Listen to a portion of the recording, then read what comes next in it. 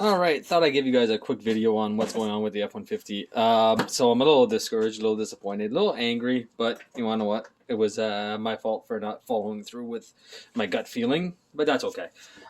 So, as you can tell right here, I have the driver's side bank taken off. Now, the reason that the driver's side bank taking off is because after putting everything together and changing out some OCVs and some other stuff. The driver's side bank actually started misfiring. It started misfiring pretty. It was a pretty heavy misfire on all cylinders. So I got to checking, and I came to the conclusion that my phaser wasn't operating properly. So I took everything apart, and of course, pretty easy to get to the phasers on these engines after you get off the valve cover. The left-hand bank is it's hard to get to because of a pipe that has a bolt that is all the way in the back behind the engine. But after you get off that one little 10mm bolt, it's pretty easy to get to the valve cover. Off and to get to the phaser, in order to get the phaser off, make some timing marks onto the chain and in relation to your phaser if your phaser checks out good. Now, the reason that my phaser came off is because it didn't check out, and I'm going to show you guys why. So I have the phaser right here. It wasn't like this, but as you can tell, this piece should not be moving whatsoever. That is an after cause, if you will. I'm going to set him up on device. Give me 1 second. Alright, so as you can tell right here, now maybe I'll turn off this light. It'll help a little bit. There we go. And I'll turn this one on. There we go. Alright, so if you can tell right here, there's a little L over here. This center tone spline, if you want to call it, is supposed to be lined up with that L, like so. Alright, so when I took my phaser off, it was not lined up with the L. Try to give you guys a shot of that. So that's the way it should look. And when I was looking at my phaser, my phaser was actually cocked out like this. So pretty evident that the phaser was at fault. So after I took off my bolts and everything, I took the phaser off and I put it onto the bench, and my little tone wheel was actually loose. And not loose just a little bit, I mean like extremely loose. So I was able to wiggle it back and forth like this. And I gave a little tug onto it, and boop, the tone wheel actually came off. Now this guy is not supposed to come off, he's supposed to be fixed there constant onto the phaser. So, needless to say, I'm going to be doing a phaser job onto this on the right side bank. Hopefully after the phaser job is done, there's no more surprises, but you never know. This is a 2005, so it's expected that parts are going to have to be changed, and there's wear and tear and everything onto it, so I'm not too surprised. So I'll take this guy out real quick, and we'll come in and we'll look. Now if you look on the inside, you can actually see where there is, turn off this light, it's a little bright. There we go, I'll turn on the other one. There. So if we look on the inside, we can see that there is some rubbing that was happening on the inside. So this guy was starting to wiggle back and forth, back and forth. Now there's supposed to be pins in the middle, and as you can tell, there are no pins. Now, I went and I opened this guy up to see if there was anything else going on, and everything else on the inside actually looked fairly good. The only thing that I found, which I found a little weird, was that one of the vanes was actually missing a tension spring that looks like this. So I'm going to take it apart and I'll show you guys the way that looks. Alright, so in order to take your phaser apart, which is not recommended, if you guys find that you have an issue with the phaser, just go ahead and replace the phaser. Don't start taking everything apart. Unless you want to do a lockout onto the phaser, which then you have to do this process. So in order to do a lockout, the only thing that's different is that you would take and leave your main bolt that goes all the way through in, loosen it up a little bit, and remove all the other four.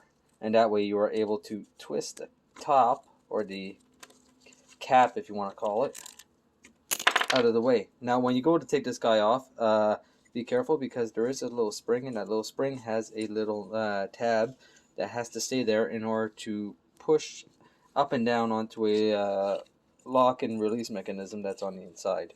So we're going to take and turn him until it comes off. Make it go the other way. Loosen it up a little bit more, just a little bit, and there's the locking tab. So this is all done by oil pressure, of course. Since my phaser is already destroyed, I'm going to go ahead and take them off. But if you guys were doing a lockout onto this, you would remove the cam, the phaser from it. And there's I actually have one here because the timing kit that I bought actually came with them. So I'm going to show that to you guys. So these are the locking tabs. I'm just going to take it out of the box real quick. Alright, so I took it out of the bag, and this is what your little lock looks like. So basically what that does is that it fixes the cam in a fixed position. Okay? So we just take this, take him, slide him in, and what that basically does is that it eliminates the need for phasing, which then eliminates the need for the turning, which then eliminates all the issues that these phasers actually have. But the downfall is that you're going to have higher fuel consumption, you're going to have lower power, and you're not going to be able to perform EGR. So you're basically polluting more,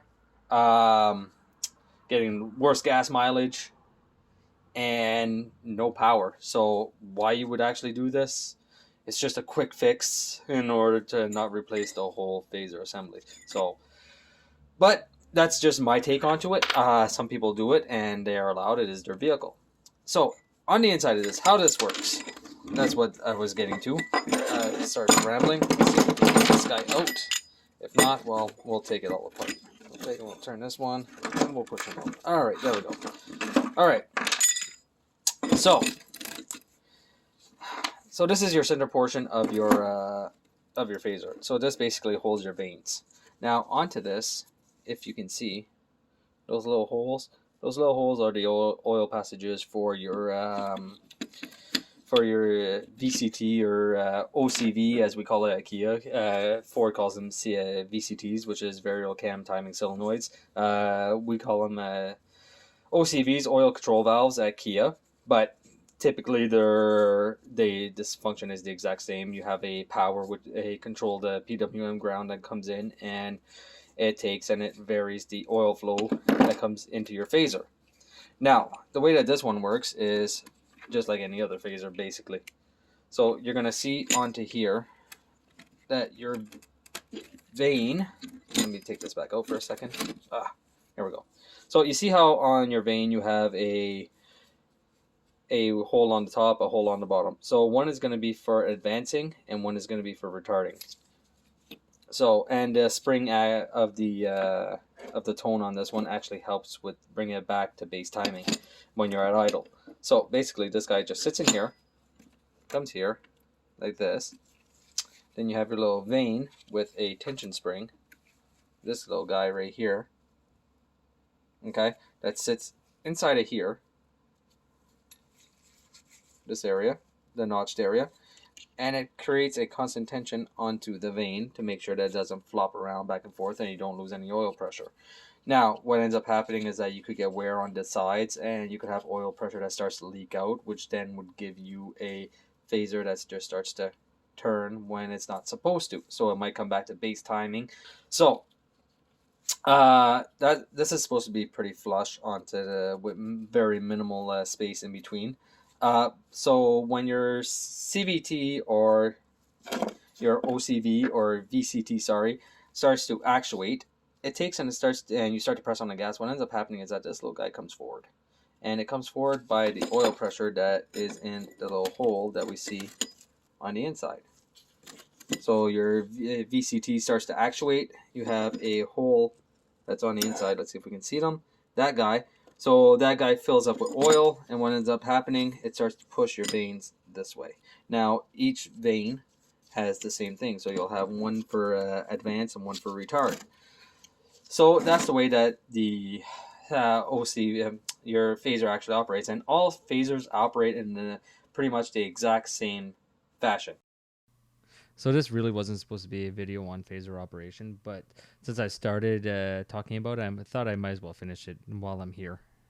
So in order for your phasers to operate properly, the first thing that you're going to need is oil pressure. Now, your oil pressure in your engine is generated by the oil quality, the oil quantity, your oil pump, and the viscosity of the oil. So after the oil pressure comes the electrical side of your phaser operation. Now this is going to be controlled by a OCV, a VCT, or other companies might use different names, but basically it's just a electromagnetic valve that takes and controls the flow of oil to the camshaft in order to advance or retard your ignition timing. So the way that it does this is by PWM, which is pulse width modulation. So basically you'll have a constant power going to the OCV or VCT solenoid, and then you'll have the computer which is sending a pulse signal to the ground side. Now the signal that it's sent will greatly depend on speed, throttle angle, engine temperature, and many more inputs. And based on all these inputs, then the oil control valve will deliver oil to either the advanced side of the phaser or to the retard side of the phaser. So in order for oil to get to the phaser assembly, there are holes that are drilled inside of the head, and those holes correspond to holes that are also drilled inside of the camshaft, which then you have holes that are drilled onto the back of the phaser, which correspond to the holes that are drilled onto the camshaft. So that's pretty much it for phaser operation. I hope you guys enjoyed this little training session, and we're just going to get back to the original video now. Just thought I'd give you guys a little quick course on phaser operation. But besides that, getting back to the project, I have a few other videos that are coming out. And those videos are onto U-joint replacement and also a heating issue that was onto the truck, which I had fixed. I'm not too sure yet if I want to actually take and redo all the timing system on this, because as you guys know, I just put everything back together, and it's not the most ideal thing. I should have just replaced everything when I was there, and I knew I should have just replaced everything, but I didn't want to. I'm going to be honest with you guys. I'm trying to keep the cost down on this truck as much as possible, and putting an extra like $400 or $500 into a complete timing system really wasn't my in the plans. But at the same time, I think I might not have a choice. But I'm going to get a phaser, and what I'm going to do is replace the phaser. And then I'm going to go from there. If by replacing the phaser it fixes all my timing issues, then thumbs up. And it's going to stay like that until I actually feel like doing a timing job onto it. But I can't wait too long, because if one phaser is already failing, the other one's probably on its way out too. So I'm kind of stuck between a rock and a hard place on what I actually want to do with the truck. But you want to know what? At the end of the day, it is a project, and I'm having fun doing it. It's, like I said, it's a little frustrating because I was there and I should have just did everything at the same time.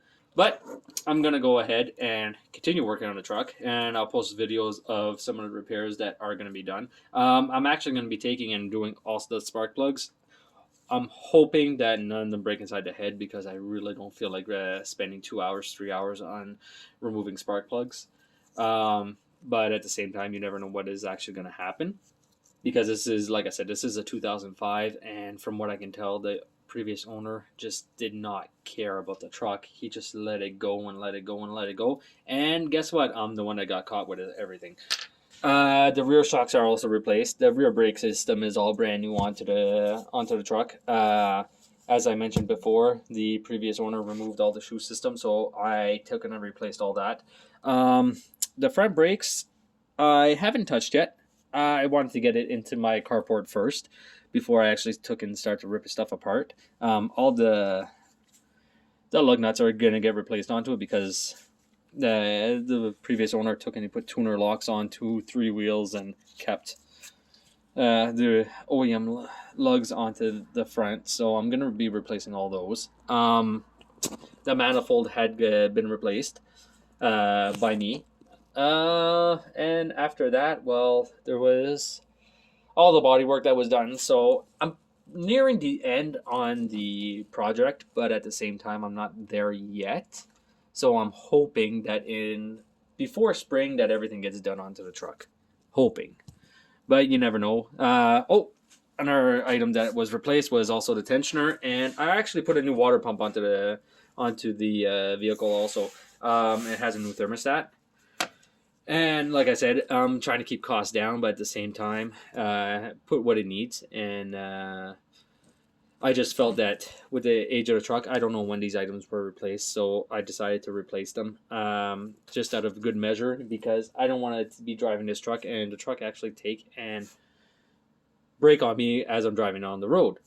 I might be giving you guys a video onto fuel line replacement onto this. I might actually bring you guys to the Kenny U-Bowl, which is basically our pick and pull here in Quebec. I think Ontario has it also, and maybe a few other provinces. So it's our pick and pull, and I'm just going to be going in and grabbing a fuel line system from the truck, because the previous owner went in and removed the one that fit onto the vehicle, and he put one that didn't fit. So right now I have it jerry rigged to run, which I can't have it like that for when it goes for inspection. It has to be one complete system, because on this vehicle it is a nylon line system, so it has to be at 100% OEM. So those are the repairs that are going to be done onto the vehicle in the near future. I'm going to be maybe give you guys a video on me putting the phaser back in. Let you guys see how that's done. As you can tell, I put a couple of marks onto the timing chain, and those marks are specific to marks that are actually onto the phaser. So I took and I marked the phaser in 3 spots, and I know some people might think that 3 spots is kind of excessive, but not really. So the L-ray here on the OEM chains, when you actually get them, and see even some aftermarket ones, actually have 2 links that are colored black. So the L actually sits in between those 2 links. So that's why I marked those 2 right there. Now the one that's completely opposite of it is if you're doing a left and right bank. The new ones actually have, the new phaser actually have an L and an R. This is the, I think this is how can I put it, updated part, because this one has the L, but on the other side it only has a line. Now this line is actually for your right bank, and this one is for your left bank. So